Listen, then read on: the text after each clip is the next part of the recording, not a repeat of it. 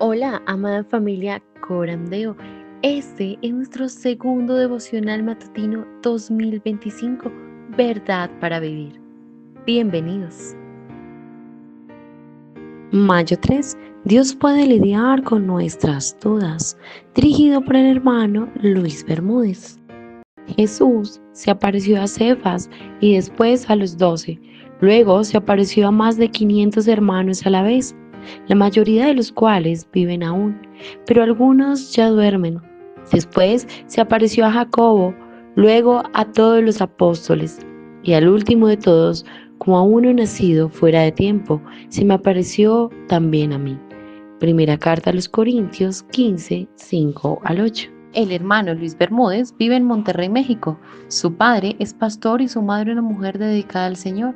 Es el mayor de 3 hermanos. Actualmente estudia una licenciatura en teología en el Seminario Bautista Confesional del Ecuador. Lleva 4 años sirviendo dentro de su iglesia local, Iglesia Cristiana Misionera Nueva Generación. Es fundador del ministerio Nueva Generación para Cristo, en el cual se han alcanzado a muchas personas a través del Evangelio y en colaboración con diferentes pastores durante casi 5 años. Anexado al anterior, dirige un grupo de estudio bíblico juvenil desde hace casi 4 años. Buenos días, hermanos, ¿cómo se encuentran? Buenos días, hermano. Muy buenos días, hermana Carolina. Me alegra mucho. Perdón, mi voz nuevamente. Bueno, el día de hoy contamos con el devocional que corresponde al día, de mayo 3, el cual es Dios puede lidiar con nuestras dudas y nos dirige el hermano Luis Bermúdez, desde aquí, desde México. Entonces, buenos días, hermano. ¿Estás en Muy el... buenos días, Ok, ya. ya verdad, pues muy buenos días, mis amados hermanos, qué gusto saludarlos. Estamos aquí desde México y por primera vez desde que los acompaño, hoy mi hermana y yo tenemos la oportunidad de estar compartiendo el mismo horario, entonces hoy estamos ambos en México, hermanos, son las ahorita 4:34 de la mañana, gracias a Dios, le damos gracias a Dios por la oportunidad que nos permite estar aquí. Así que bueno, hermanos, vamos a iniciar nuestro devocional de hoy, sábado 3 de mayo. Si les parece bien, vamos a iniciar con una oración pidiendo que Dios nos bendiga. Bendito Dios, te damos gracias porque en medio de cada circunstancia tú nos bendices, nos acompañas, eres fiel y misericordioso, Señor. De verdad que no nos cansamos, Señor, de maravillarnos, de contemplar tu gran poder, tu amor, Señor, y todo lo que tú haces, de verdad, Señor, es impresionante, Señor. No hay palabras ni forma de expresar, Señor, nuestro asombro, Dios, al poder ver las maravillas que tú realizas, Señor. Como Moisés claramente alababa, Señor, tu nombre después de cruzar el Mar Rojo en seco. Señor, ¿quién como tú, oh Señor? ¿Quién como tú, oh Jehová, entre los dioses? ¿Quién como tú, Señor, oh terrible, oh magnífico en santidad, poderoso en hazañas, poderoso en prodigios, Señor? No hay nadie como tú, Señor, en medio de esta tierra. Y hoy lo reconocemos, Señor, confiando, descansando en ti, Señor, sabiendo que solamente tú eres ese Dios único, verdadero y grande. Y hoy queremos ponerte nuestras vidas en tus manos, pidiéndote que nos bendigas, Señor, en este estudio, en este devocional que hoy nos permites tener, Señor. Te doy gracias por la vida de mis hermanos aquí presentes, Señor. Te doy gracias por la vida de mi hermana Andrea, Señor. Bendícela, Señor. Y también te doy gracias, Señor, por la oportunidad tan grande que me das de estar aquí nuevamente con mis hermanos. Te agradecemos mucho todo tu amor, todo tu cuidado para con nosotros, Señor. Y te suplicamos que nos bendigas en esta mañana, Señor, a través de tu palabra. Palabra que es fiel y verdadera, Señor. Ilumínanos en esta mañana, Señor, con tu verdad. Y a ti te damos toda gloria y honra en el nombre del Señor Jesucristo. Amén. Pues muy bien, hermanos. Como dijimos, hoy estamos ahorita acompañándoles desde México, gracias a Dios. Una vez más le agradezco, pues primeramente a Dios, ¿verdad?, la oportunidad que nos permite estar aquí, entendiendo, ¿no?, que es Dios quien por su misericordia nos permite estar aquí a cada uno de nosotros, pero también le agradezco a mi hermana Andrea por la invitación que me hizo de poder estar nuevamente hoy con ustedes en esta mañana y acompañarles. Dicho eso, hermanos, vamos a iniciar con nuestro devocional de hoy. Hoy es sábado 3 de mayo, es el primer sábado de este quinto mes del año, gracias a Dios, y vamos a tener la oportunidad de estudiar juntos un fragmento de la Escritura basado en 1 Corintios capítulo 15, versículos del 5 al 8. Así que antes de iniciar, hermanos, quiero invitarlos, bueno, primeramente saludarlos a todos, ¿verdad? Mandarles un fuerte abrazo, esperando que se encuentren bien, pero también quiero invitarlos a que vayan por sus Biblias y las abran en 1 Corintios capítulo 15, versículos 5 al 8. Nos vamos a centrar en estos 4 versículos en esta mañana, así que búscalos y tenlos ahí preparados en tu Biblia. Y adicional, hermano, también si quieres traer una libreta para poder apuntar lo que tú creas pertinente, perfectísimo. Dicho eso, ahora sí vamos a iniciar de lleno pidiendo un voluntario que nos pueda ayudar, hermanos, a leer el devocional de esta mañana. Así que vamos a dar palabra ahí a nuestra hermana Luz, quien se ha ofrecido en esta ocasión como voluntaria. Muchas gracias, hermana, para que pueda ayudarnos con la lectura del devocional. Y pues con eso damos el inicio. Adelante, mi querida hermana. Buenos días, ¿me escuchan bien? Claro que sí. Dice, mayo 3. Dios puede lidiar con nuestras dudas. Jesús se apareció a Cefas y después a las 12. Luego se apareció a más de 500 hermanos a la vez, la mayoría de los cuales viven aún, pero algunos ya duermen. Después se apareció a Jacobo, luego a todos los apóstoles. Y al último de todos, como a uno nacido fuera de tiempo, se me apareció también a mí. 1 Corintios 15, del 5 al 8. ¿Alguna vez has sentido tu fe tambalearse un poco? Tal vez al orar por la noche has experimentado la idea indeseada e inoportuna de que solo estás hablándole a la oscuridad. O quizás tienes una sensación incómoda en la boca del estómago cuando te preguntas si la única razón por la que has profesado la fe es porque estás siguiendo la corriente los domingos. Pablo escribió a 1 Corintios 15, del 5 al 8, para abandonar este tipo de preocupaciones y sentimientos. El apóstol menciona a los testigos de las apariciones reales y físicas de Jesús después de su resurrección. Cefas, Pedro, Jacobo, Pablo, los apóstoles y 500 otros hermanos vieron físicamente al Señor Jesucristo resucitado con sus propios ojos.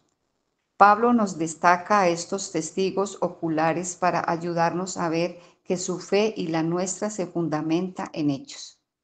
¿Qué hechos? El hecho de la tumba vacía, por ejemplo, que exige una explicación. También debe haber una razón por la que los discípulos pasaron de esconderse en una casa en Jerusalén por miedo a los judíos. Juan 20, 19. Al salir a las calles de esa misma ciudad y proclamar con valentía la resurrección de Jesús. Hechos 2, 14, 40. Y también debe algo explicar la existencia de la iglesia. Las escrituras son claras. La explicación es la resurrección de Jesucristo de entre los muertos. A lo largo de la historia, todos los intentos por explicar estas realidades por cualquier medio que no sea la realidad de la resurrección de Cristo se han venido abajo. La resurrección del Hijo de Dios es un hito en la historia mundial y la piedra angular de nuestra fe. Pablo mismo reconoció que necesitamos un fundamento razonable para creer en ella. El nombre a estos testigos para que cuando examinemos el registro de la Escritura, incluso 2000 años después de los eventos que describe, descubramos que la fe no inventó evidencias para la resurrección, como lo afirman los escépticos, sino que la evidencia crearon la fe. Así pues, cuando sientas tu fe tambalearse, cuando te sientas un poco desconcertado, recuerda que el cristianismo tiene un fundamento razonable e histórico. Dios ha derramado su espíritu y ha revelado su palabra para que puedas estar seguro. Ora para que Él enfrente todas tus dudas, con el don de la fe y mira hacia la resurrección, porque en ella encontrarás tu fe fortalecida por los hechos y tu confianza fundamentada en la realidad. Para complementar, 1 Corintios 15, 14 al 28. Amén. Magnífico, magnífico, hermana. Muchísimas gracias por ayudarnos con la lectura del devocional. Hermanos, acabamos de tener justamente en este momento la lectura de parte de nuestra hermana Luz, a quien le agradecemos de antemano, ¿verdad? Acabamos de tener la lectura, hermanos, de el devocional que hoy vamos a estar hablando en base a 1 Corintios capítulo 15, versículos del 5 al 8. Hermanos, es fundamental, de verdad, o sea, es fundamental lo que hoy vamos a estudiar, hermanos, porque fíjense que como cristianos, de manera de introducción, nosotros tenemos una gama doctrinal bastante amplia, ¿verdad? Siempre dentro de esta doctrina cristiana, hermanos, podemos encontrar diferencias. No todas las iglesias creemos lo mismo, compartimos algunas cosas, otras diferimos entre ellas, pero quiero hablarte de que dentro de la Biblia, hermanos, tenemos que entender de una forma madura que todo lo que la Biblia enseña es importante, ¿no? Si tú y yo entendemos lo que segunda de Timoteo capítulo 3, versículo 16 nos enseña, que toda la escritura es inspirada por Dios, entonces llegamos a la conclusión de que todo lo que la Biblia enseña es importante, pero también llegamos a una conclusión muy madura que debemos de tener, que es que todo en la Biblia no es igual de importante. Hay cosas que son más importantes que otras. Y sé que suena extraño y a lo mejor suena un poco alarmante la primera vez, pero es una realidad madura que tú y yo tenemos que entender, que todo lo que la Biblia enseña es importante, pero no todo es igual de importante. Entonces, llegamos a la conclusión, hermanos, que hay teología, hay doctrinas que son primarias, que son cardinales, que son fundamentales del cristianismo, las cuales no podemos negociar. Y hay otras doctrinas, hermanos, que son secundarias, que podemos diferir entre ellas sin que haya un problema trascendental detrás de eso, ¿verdad? Tenemos el ejemplo de la Trinidad, ¿no? La Trinidad es una doctrina bíblica. Pongamos el ejemplo de la escatología. La escatología es una doctrina bíblica que nos enseña la Escritura con respecto a la venida de Cristo, ¿no? Y dentro de la escatología tomemos el milenio, por ejemplo, ¿no? Entonces, el milenio es importante porque la Biblia nos enseña sobre esto, ¿no? La Biblia nos habla sobre esto y por lo tanto es importante. Es algo que la Biblia enseña. Y la Trinidad también es importante porque la Biblia nos habla y nos enseña con respecto a eso. Ahora, ¿las dos cosas son igual de importantes? No. Y es ahí donde nosotros llegamos a esa conclusión madura. El milenio es importante porque la Biblia no nos enseña. La Trinidad es importante porque la Biblia nos enseña.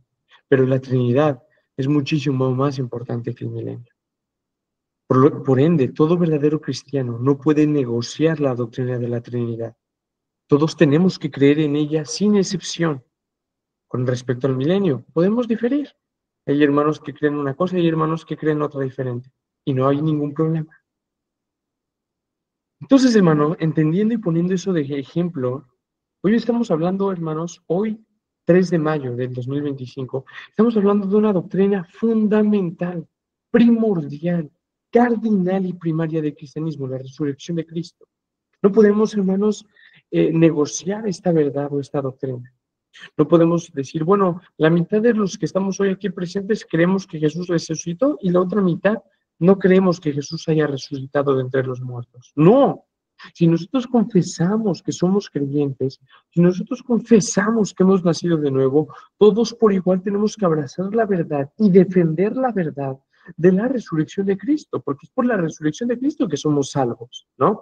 1 Corintios 15, hermanos, es un capítulo fenomenal de la Escritura que nos habla con respecto a la resurrección, no solo con respecto a Cristo, sino también con respecto a la resurrección del creyente. Y algo que Pablo menciona en 1 Corintios 15 es, si Jesús no resucitó de entre los muertos, entonces vana es nuestra fe. Lo que tú y yo creamos es en vano. Si Jesús no está vivo, entonces vana es nuestra fe. De nada sirve ser llamados cristianos. Si Jesús no está vivo, entonces nada sirve. Y es que esa es la realidad, hermanos. Si tú y yo no creyéramos que Jesús resucitó, entonces nada sirve. Todo lo que la Biblia enseña, todo lo que creyéramos, todo lo que escucháramos los domingos, nada serviría en realidad. Porque la muerte, hermanos, y la resurrección de Cristo son los dos pilares que sostienen toda la doctrina cristiana. Todo el fundamento cristiano está sostenido porque Cristo murió, pero también porque Cristo resucitó. Y si nosotros eliminamos este pilar, todo el edificio se viene abajo. La resurrección de Cristo, hermanos, es una doctrina fundamental, primordial del cristianismo. Y es algo que no podemos negociar. Entonces, fíjate cómo inicia nuestra lectura de hoy, que es 1 Corintios capítulo 15, versículos del 5 al 8. Dice, y que apareció a Cefas. ¿Hablando de quién? Hablando de Jesús. Recuerda que estamos hablando de la resurrección de Cristo, el suceso más importante de toda la historia humana, ¿no? La resurrección de Cristo, que de hecho hace un par de semanas atrás lo estábamos celebrando, ¿no? Hace un par de sábados atrás era sábado de gloria, después fue domingo de resurrección y tuvimos la oportunidad de celebrar junto con nuestras iglesias locales la resurrección y la vida de Cristo, ¿verdad? Pero fíjate, estamos hablando de Jesús y dice Jesús, ¿no? Resucitó y apareció a Cefas y después a los 12, después apareció a más de 500 hermanos a la vez, de los cuales muchos viven aún y otros ya duermen. Pablo hablando de que están dormidos, pero en realidad nosotros entendemos que está hablando de que fallecieron, pero precisamente como Pablo está hablando en Corintios 15 con respecto a la resurrección, Pablo entiende que esos hermanos no están muertos definitivamente, sino que tendrán vida en Cristo, ¿no? Entonces por eso menciona, y otros ya duermen. Después apareció Jacobo, después a todos los apóstoles, y al último de todos, como a un abortivo, me apareció a mí. Fíjate que es algo curioso de este fragmento de 1 Corintios capítulo 15, versículos del 5 al 8. Algo muy curioso es la repetición cuádruple que hace Pablo. Los judíos, hermanos, tenían una costumbre muy particular. Los judíos en la época de Jesús, en la época del Antiguo Testamento, tenían una costumbre muy particular que era que cuando ellos repetían varias veces la misma palabra, esto tenía dos objetivos. Uno, enfatizar la verdad que estaban enseñando, y dos, como llamar la atención. Hey, mira lo que te estoy diciendo. Es como si yo le dijera a un niño, ¿no? Mira, presta atención en esto. Le estoy mencionando, hey, pero presta atención en esto. Y sigo enseñando, pero mira y presta atención en esto. Vaya, los judíos tenían la costumbre de repetir varias veces la misma palabra para enfatizar una verdad, para dejar en claro, mira, te estoy diciendo esto, ¿no? Un ejemplo, por ejemplo, muy famoso de esto en la escritura es en Isaías capítulo 6. Que dice, ¿no? Que Isaías ve la gloria de Dios descender y en eso oye un querubín que dice, santo, santo, santo, o sea, 3 veces santo, lo reafirma, lo enfatiza, lo deja muy marcado y muy contundente, ¿no? Dios es santo, ¿no? O por ejemplo, cuando Jesús está dando en tierra, a lo largo de los evangelios, en Mateo, en Marcos, Lucas o Juan, Jesús dice, de cierto les digo, o sea, de verdad te estoy diciendo esto, ¿no? O sea, los judíos tenían la costumbre de repetir 2 veces aquello que querían enfatizar, ¿no? Entonces, fíjate que aquí Pablo es muy curioso porque en este fragmento de 1 Corintios capítulo 15, versículos del 5 al 8, hace una repetición cuádruple de una palabra. No sé si alguien detectó, hermanos, que hay una palabra que se repite 4 veces en este fragmento. ¿Hay alguien que la haya detectado? Que nos pueda abrir el micrófono y decir, es esta palabra, que nos pueda escribir en el chat y decir, esta palabra es la que Pablo repite 4 veces. ¿Cuál es esa palabra, hermanos, que Pablo la repite 4 veces a lo largo de este fragmento? ¿Alguien por ahí tiene alguna idea? ¿Ya la detectó? ¿Se percató de ella? A lo mejor no se percató de ella, pero ahorita que yo lo estaba mencionando, fue a la Biblia, volvió a leer el fragmento y dijo, ay, esta palabra se repite varias veces. ¿Cuál es esa palabra, hermanos? ¿Alguien por ahí la tiene? Perdón, donde dice apareció. Totalmente, totalmente, mi querida Luz. La repetición cuádruple de Pablo es con la palabra apareció. Pablo repite 4 veces en este fragmento, hermanos, apareció. Fíjense, ¿eh? Dice, apareció a Cefas y después a los 12. Después apareció a más de 500 hermanos a las veces, de los cuales muchos viven y otros ya duermen. Después apareció a Jacobo. Después a todos los apóstoles. El último de todos, como un abortivo, me apareció a mí. Pablo haciendo uso de esta herramienta lingüística que tenían los judíos, de usar una misma palabra para poder enfatizar un punto. Pablo repite, hace una repetición cuádruple de apareció para indicar el énfasis que tiene este pasaje. ¿Y cuál es ese énfasis que Pablo quiere transmitir, hermanos? La prueba del testimonio ocular de que Cristo fue levantado de entre los muertos. Es decir, Pablo está enfatizando, hermanos, la gran realidad de que Cristo está vivo. Pero fíjate que Pablo no está basándose en base a repetirlo simplemente. Cristo está vivo, Cristo está vivo, Cristo está vivo, Cristo está vivo, lo cual eso sería una realidad, ¿no? Sería igual de certero. Pero Pablo está repitiendo, hermanos, 4 veces esta realidad en base al testimonio ocular de muchos testigos. Pablo está hablándonos de Cefas, Pablo nos está hablando de los 12 discípulos, Pablo nos está hablando de más de 500 hermanos a la vez, Pablo nos está hablando de Jacobo, Pablo nos está hablando de los apóstoles, Pablo nos está hablando de él. Pablo está mencionando a 6 grupos de personas, ya sea de forma colectiva o individual, a quienes Cristo se les apareció, hermanos, después de morir. Cristo se les apareció resucitado, levantado de entre los muertos. La mayoría de los que presenciaron las apariciones de la resurrección de Cristo, hermanos, todavía vivían y todavía tenían vida en el momento en que Pablo escribió esta carta. Es decir, cuando Pablo escribió la carta de 1 Corintios, hermanos, y está hablando de que se le apareció a Cefas, se le apareció a los 12, se le apareció a Jacobo, se le apareció a los apóstoles, se le apareció a 500 hermanos a la vez, se me apareció a mí. Cuando Pablo está mencionando esos 6 grupos de personas, hermanos, todavía vivían esas personas en el momento en que Pablo escribió esta carta. Por lo que era posible, hermanos, que alguien verificara los hechos. Cuando hablamos, hermanos, de crímenes que luego se llegan a suscitar, llámese en Colombia, en México, en donde sea, siempre hay un paso muy importante, hermanos, con respecto a una investigación forense, vamos a llamarla, con respecto a una investigación criminal, que es la parte de los testigos. Y siempre que hay una investigación, hay un interrogatorio de los testigos.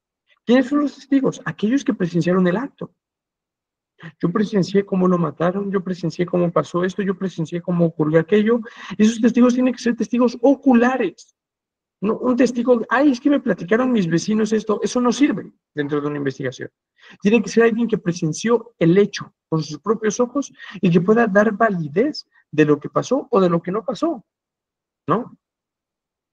Y esos testigos son fundamentales dentro de una investigación, porque son de alguna forma un vestigio que se tiene importantísimo para poder resolver, vaya, el crimen que se está abordando en ese momento. Esos testigos son fundamentales porque son testigos oculares de lo que pasó. Pablo está hablando, hermanos, que estas personas, estos 6 grupos de personas fueron testigos presenciales de la resurrección de Cristo.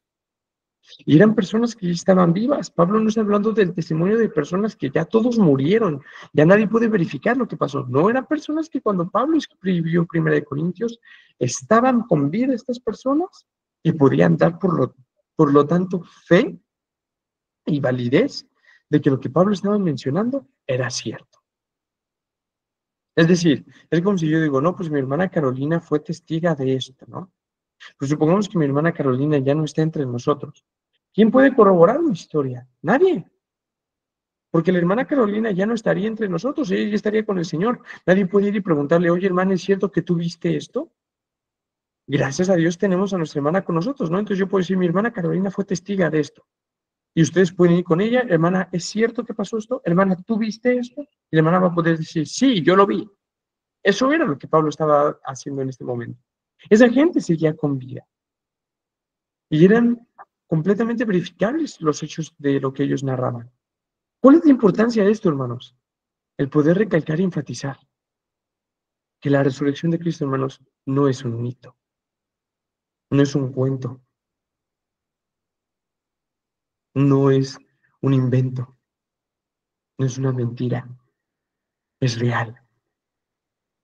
Y no solo es real porque Pablo lo esté diciendo, y no solo es real porque tú y yo lo creemos hoy, es real porque también hay testimonio.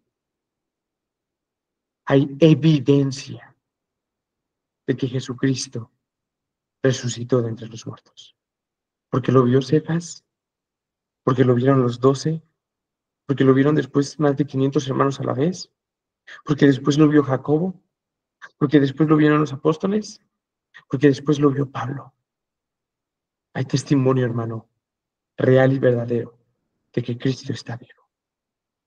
El testimonio, hermanos, de esos testigos presenciales registrado en el Nuevo Testamento fue añadido a las evidencias que respaldan la realidad de la resurrección. Y esos testimonios incluyen, hermanos, número 1, al de Juan y Pedro. Recuerda que Juan y Pedro juntos fueron testigos presenciales de la resurrección de Cristo. Estos dos apóstoles, estos dos discípulos de Jesús juntos fueron testigos de la resurrección de Cristo.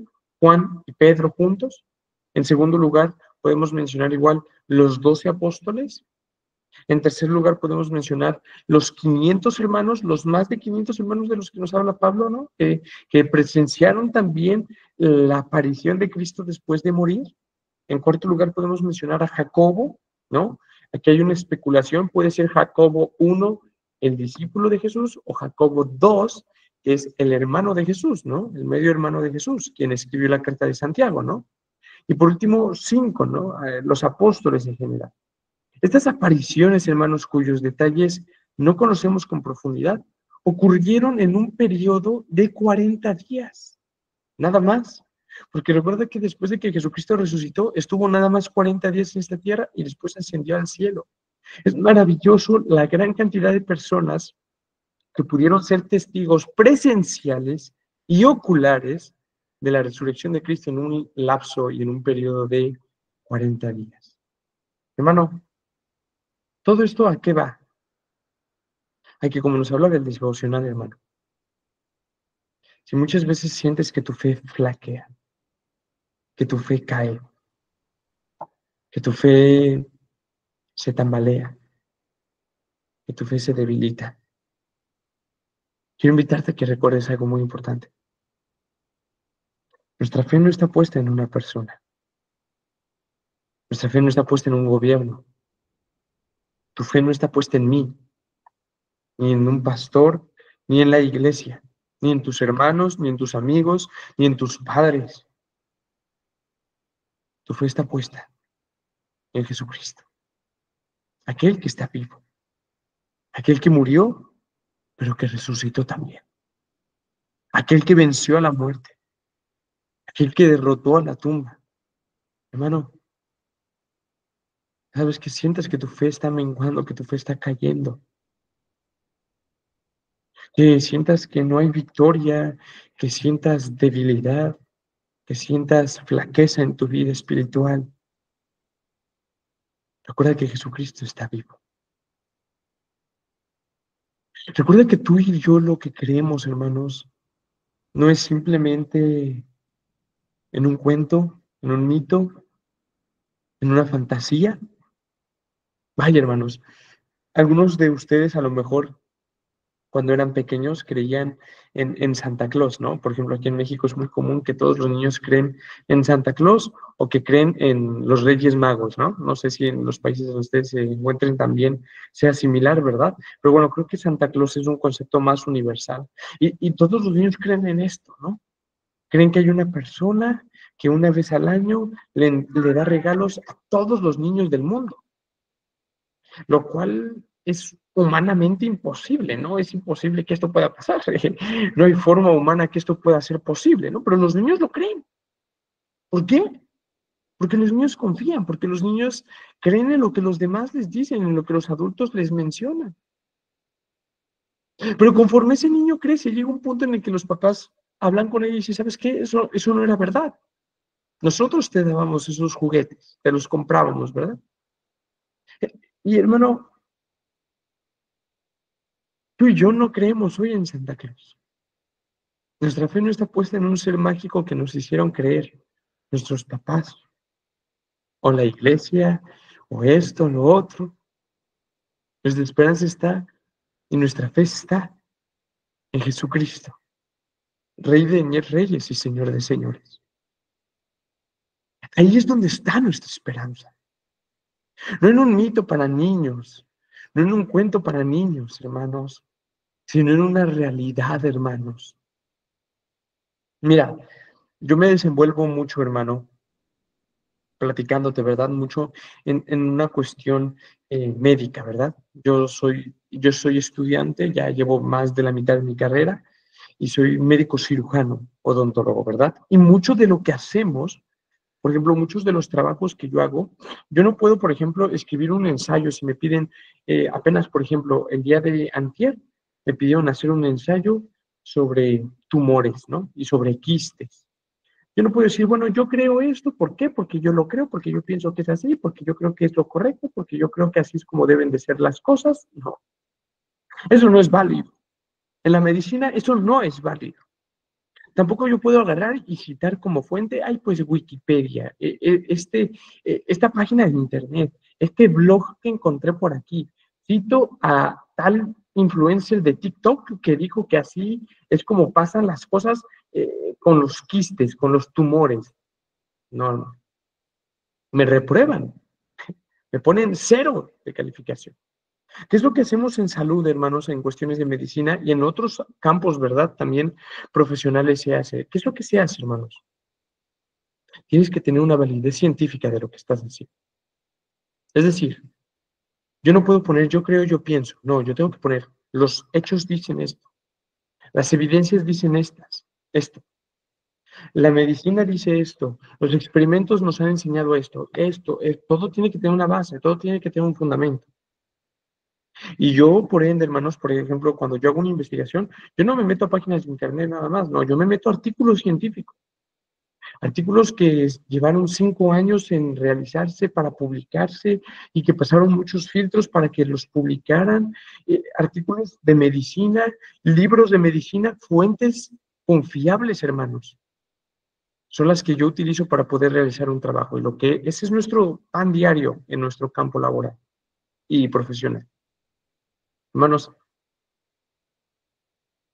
la realidad de que Cristo está vivo es una realidad que está comprobada, hermanos, científicamente.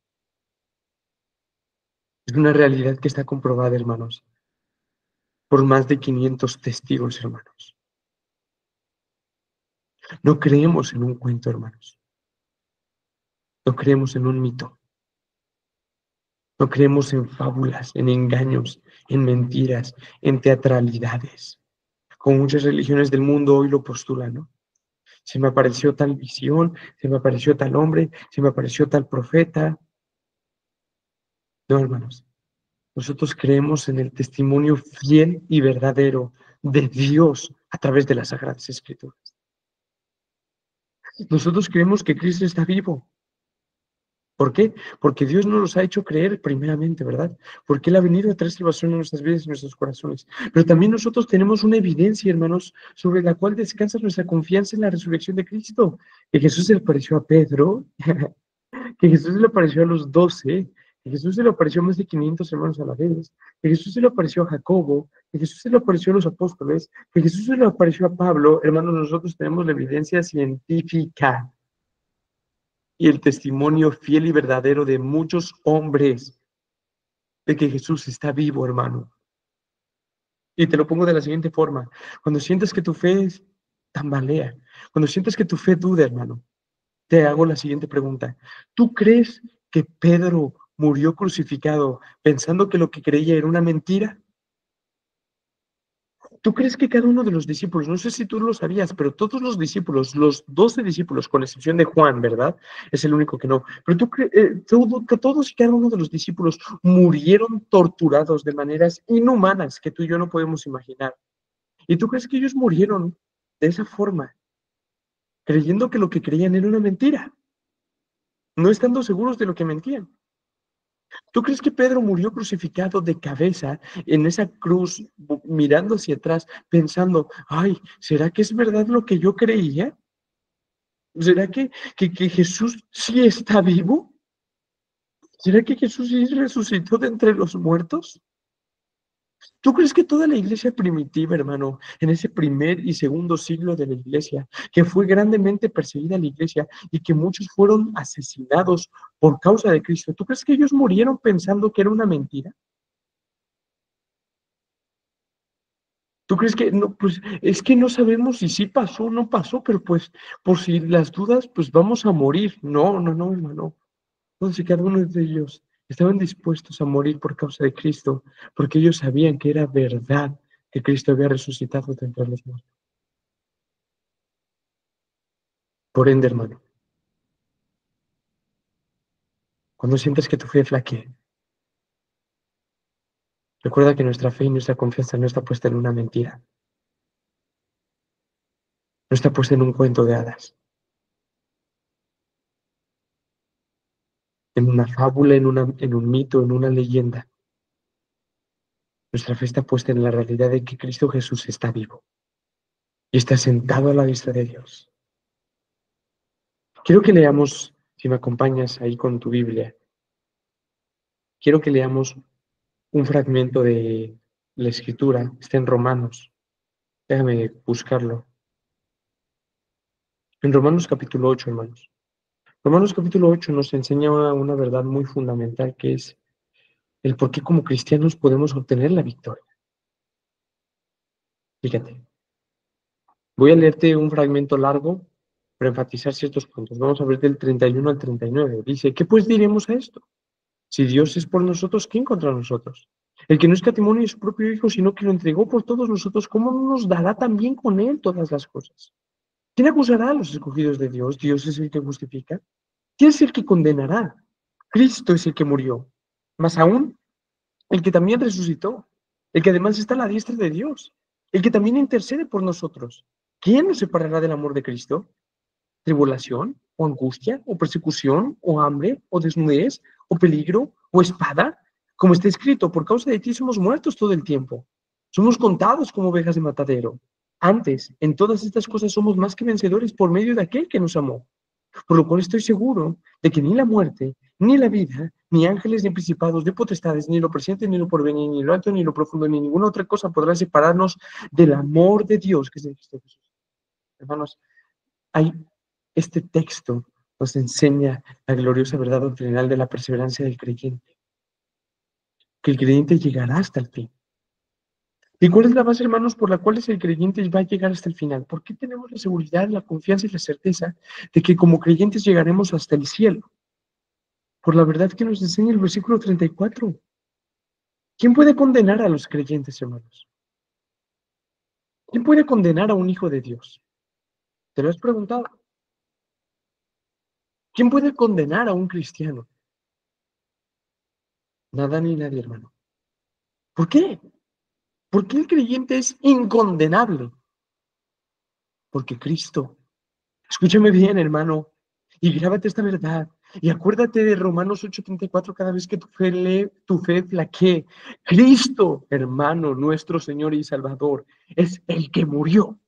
Cristo murió por ti y por mí, por nuestros pecados. Pero Cristo no nada más murió, sino que más aún, Él también resucitó. Y además está a la diestra de Dios y también intercede por nosotros. Qué gloriosa verdad. Porque un cristiano jamás podrá caer en condenación. Porque Jesucristo murió por nosotros, hermano. Porque Jesucristo resucitó por nosotros. Porque Jesucristo ahorita está sentado a la diestra de Dios. Porque Jesucristo ora diariamente por nosotros. Y hermanos, ahora podemos entender con mayor razón lo que Pablo menciona en el versículo 8. Esta es la clase de Dios que tenemos. Esta es la clase de Señor y Salvador que tenemos. Pero fíjate lo que Pablo dice con respecto a sí mismo, ¿no? Dice, y al último de todos, en el versículo 8, dice, como a un abortivo. Es una palabra fuerte. En la Biblia de las Américas, como lo leímos en el devocional, dice como a un nacido fuera de tiempo, como a un abortivo, dice la Reina Valera, ¿no? Me pareció a mí. Fíjate, hermanos, que esta palabra abortivo, o como la tenemos en la Biblia de las Américas, nacido fuera de tiempo, nos lleva inmediatamente al lenguaje médico, ¿no? Yo estoy familiarizado con este concepto, por ejemplo.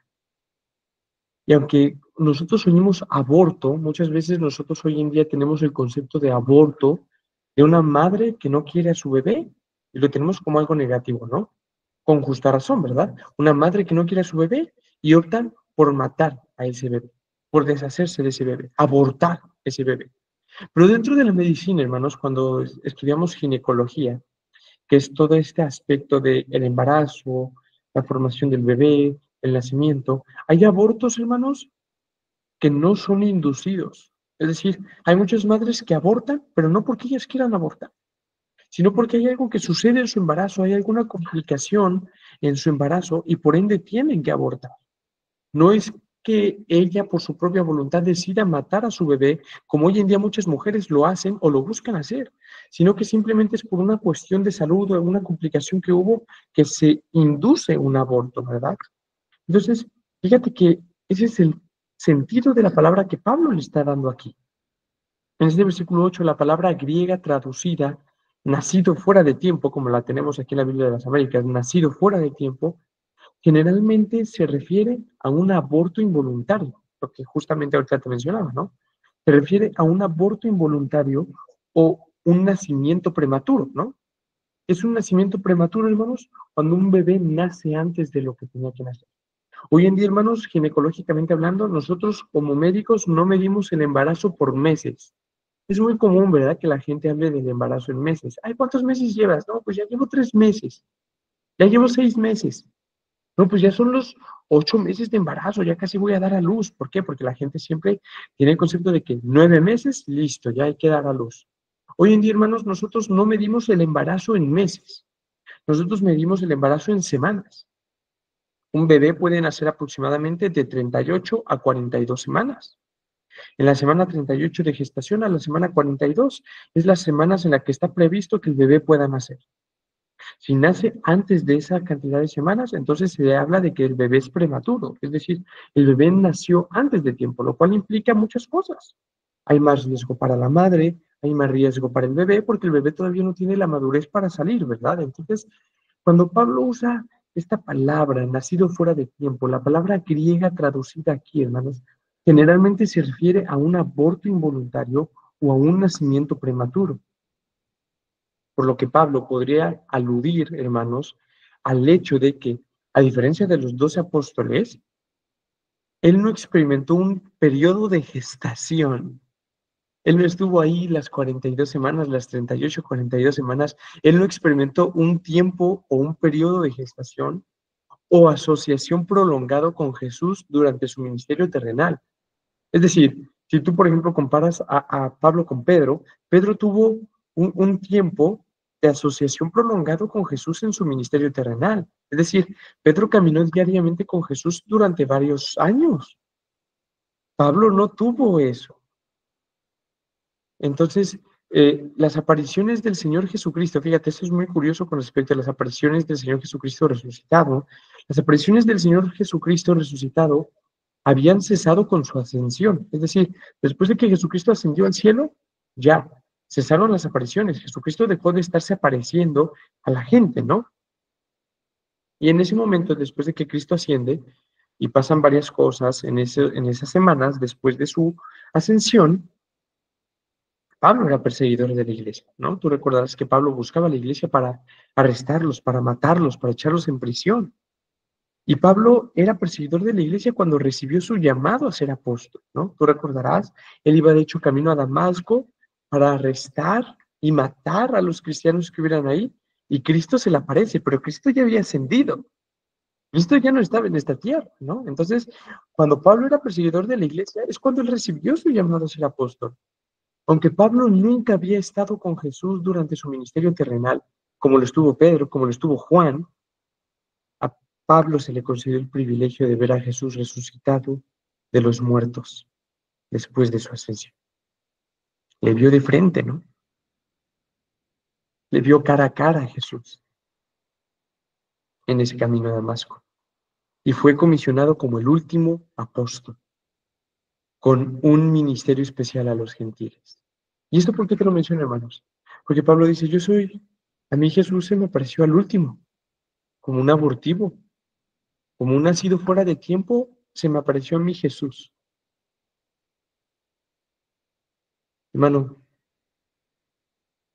tú y yo éramos como Pablo. Íbamos en esta vida en contra de Dios,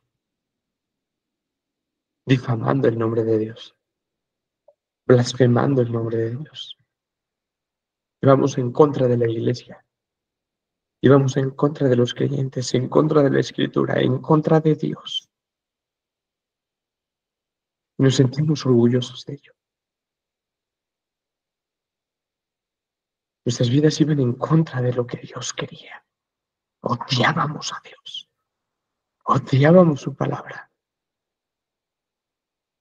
Y al igual que Pablo tuvimos la bendición gigantesca de que Cristo se cruzó en nuestro camino y nos dijo, ya, estate quieto, porque me persigues.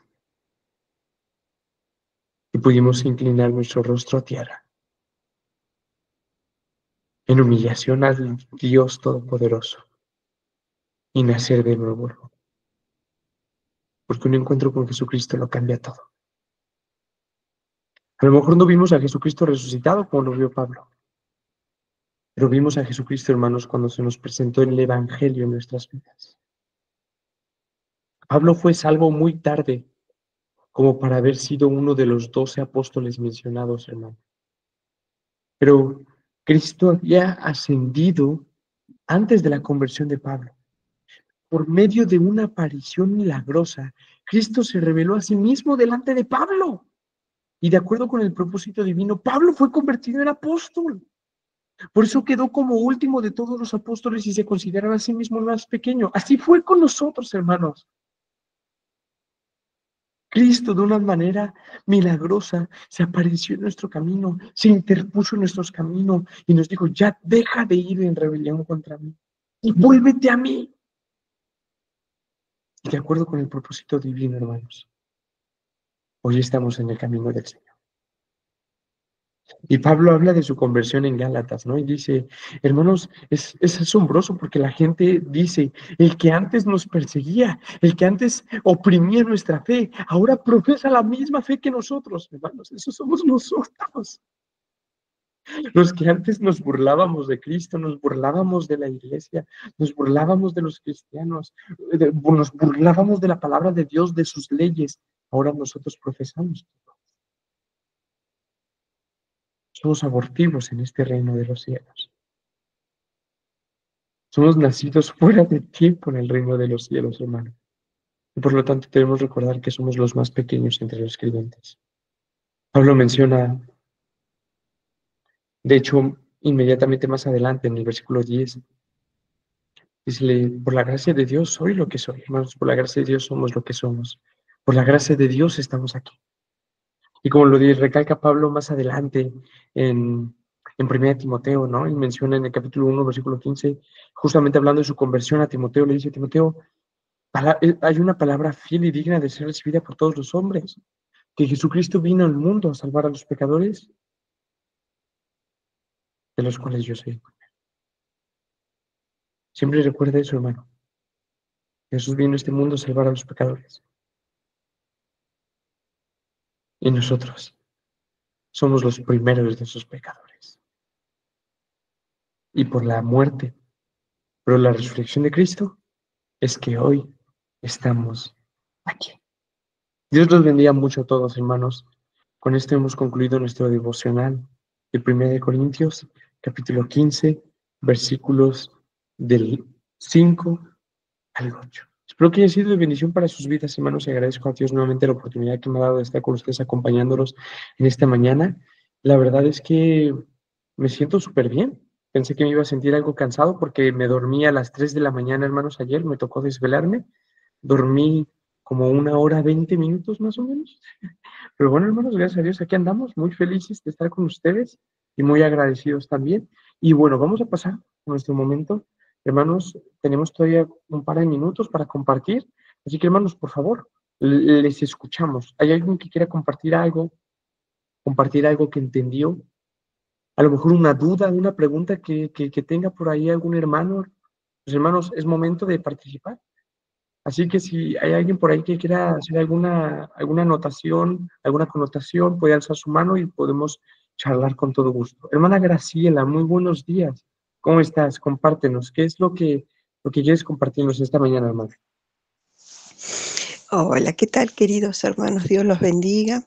La verdad, un placer compartir el devocional y, y por ahí lo que quiero recalcar es la importancia del regalo de la fe, ¿no es cierto? Porque como usted decía, hay muchos que no creen, ¿no es cierto? Que no tienen esa capacidad de creer y muchas veces nosotros nos hemos reído de la palabra o de otros hermanos y sin embargo hoy estamos empapados, esperanzados en esa próxima venida, en ese reino celestial y aunque no lo hayamos visto a Jesús, esa fe que nos fue dada es un don de Dios. Y es mi clamor que esa fe misma vaya a todos los incrédulos que Dios de antemano haya preparado, no lo sé, para que ellos puedan creer y tener esa esperanza que nos da vida en medio de las tribulaciones y la vida que pasamos. Así que yo quiero dar gracias al Señor por el don de la fe. Amén, hermana, amén. Y bien lo has dicho de una forma muy real. Es un don que Dios nos da. No es que nosotros hayamos decidido tener fe. Hoy me desperté con ganas de tener fe en mi vida, ¿sabes? No, la Biblia nos enseña en Efesios capítulo 2, versículo 8, dice, por gracia sois salvos mediante la fe. Y esto no es de ustedes, porque no es por obras para que nadie se gloríe, sino que es don de Dios para salvación. Así que, aleluya, hermana, gracias a Dios por la fe que Él ha puesto en cada uno de nosotros, porque como Él prometió, todo aquel que en Él cree, no morirá eternamente. Muchas gracias, hermana Graciela, que el Señor te bendiga enormemente. Fuerte abrazo desde Amén. México. Amén. Hermana Andrea.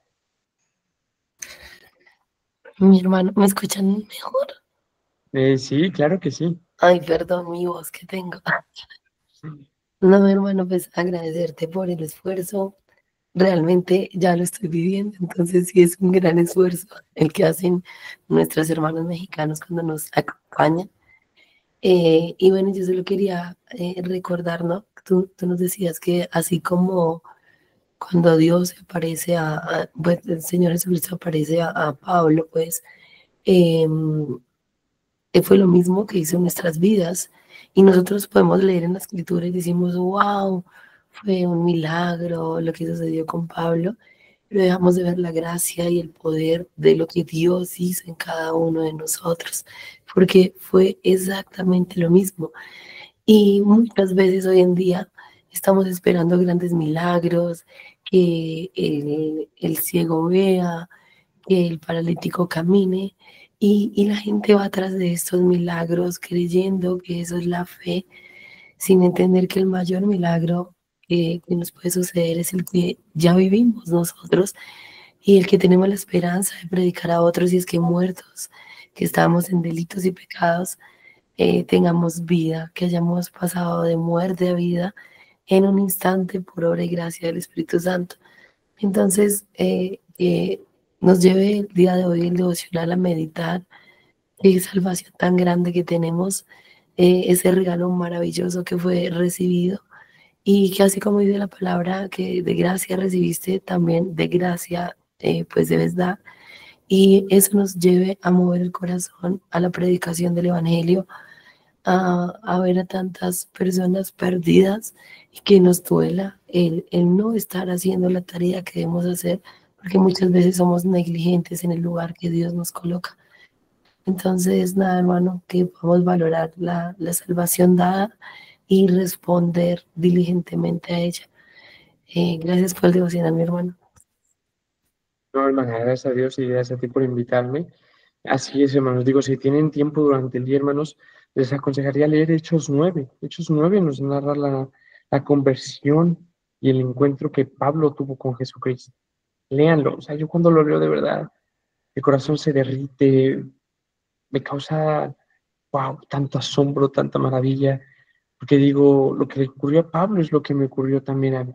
Digo, no vi a Jesucristo como Pablo en su momento lo vio, ¿no? Ahí de frente y esa luz que lo rodeó, ¿verdad? Pero